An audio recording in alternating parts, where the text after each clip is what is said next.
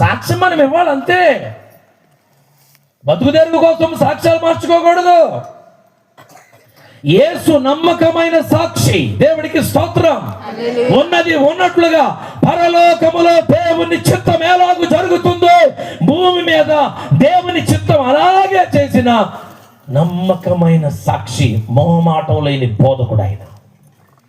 యేసయ్య గురించి చెప్తున్నాడు యోహాను భక్తుడు. తర్వాత మృతులలో నుండి ఆది సంభూతుడుగా లేచినవాడు అంటే మరణాన్ని జయించి తిరిగి లేచిన వాడిలో ఆది సంభూతుడు అంటే ఆయనే మొదటి వాడు. Praise the Lord. హల్లెలూయా.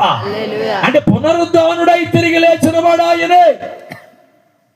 ప్రపంచ వ్యాప్తంగా మరణాన్ని జయించి తిరిగి లేచినటువంటి చరిత్ర లేదు.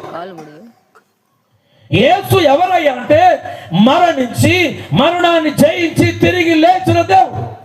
మరి ఎందుకు యేసు ప్రభువును నమ్ముకోవాలంటే సింపుల్ ఆన్సర్, నేను చచ్చిపోయినా బతికించే దేవుడు కాబట్టి. చచ్చిపోయినా బతికించే దేవుడు అంటే ఎక్కడ మళ్ళీ పీయటం కాదండి. దీన్ని మనం నిద్ర ఏమంటాం చెప్పండి? నిద్ర.